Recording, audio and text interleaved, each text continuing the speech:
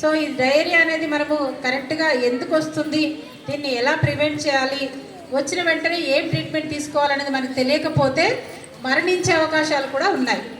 మన దేశంలో ఇప్పటివరకు మనం చూస్తూ ఉంటే 100 మంది పిల్లలు పుడితే 6 మంది పిల్లలు ఈ డయేరియాతో చనిపోతూ ఉన్నారు, డయేరియా వల్ల చనిపోతూ ఉన్నారు.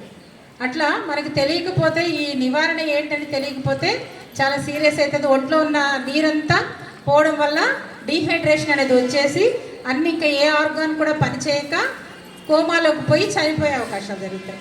కాబట్టి మీరందరూ ఏం గుర్తుపెట్టుకోవాలంటే ఫస్ట్ దీన్ని ఎలా ప్రొటెక్ట్ చేసుకోవాలి అంటే ప్రొటెక్షన్, డయేరియా నుంచి మనకి ప్రొటెక్షన్ రావాలంటే ఫస్ట్ మనము ఆరోగ్యంగా ఉండాలి.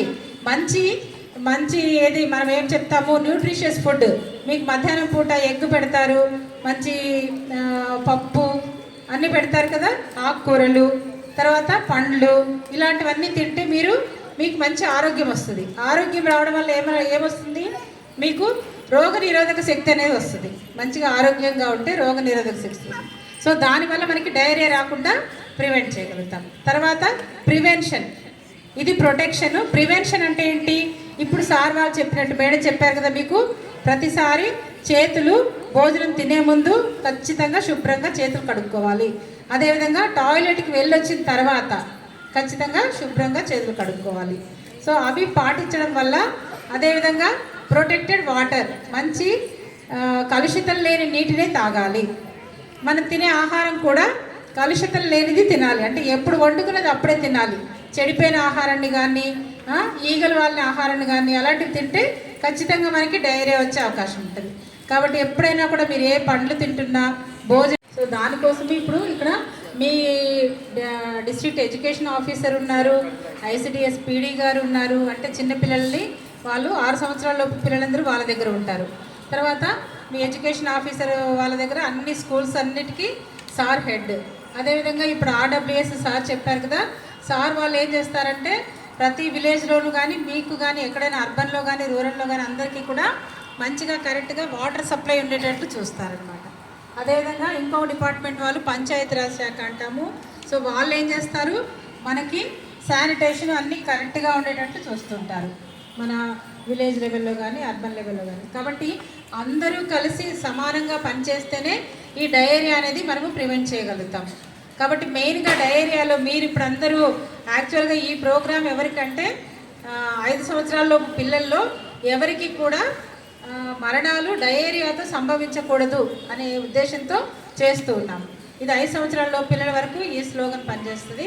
కానీ మీరందరూ పెద్ద పిల్లలే కదా, మీకు కూడా డయేరియా వస్తుంది కదా, వస్తుందా రాదా, వస్తుందా, ఎవరికి రాలేదా,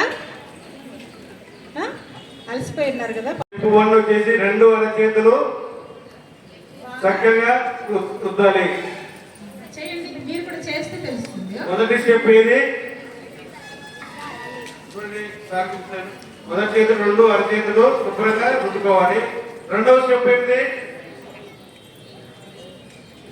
అరచేతి వెనుక భాగంలో 2 చేతులు అరచేతి బోట వేసిన తర్వాత వేలకు వెనుక 2 పక్కల శుభ్రపరచుకోవాలి.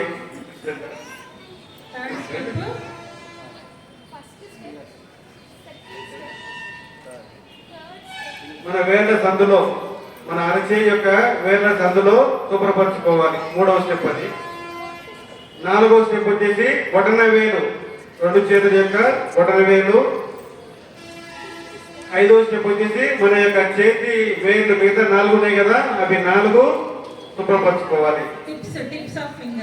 టిప్స్ ఆఫ్ ఫింగర్ అంటే చేతి వేల యొక్క చివరి భాగాలు. 6వ స్టెప్ వచ్చేసి చేతిని మడిచి యొక్క వేలు వెనుక భాగంలో శుభ్రపరచు.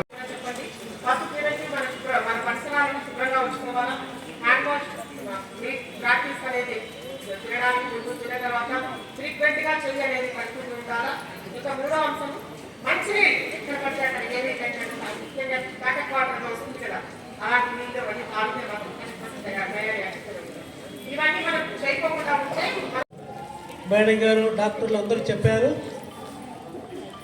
ఈ డయేరియా మీద అంటే అతిసార వ్యాధి చెప్పారు.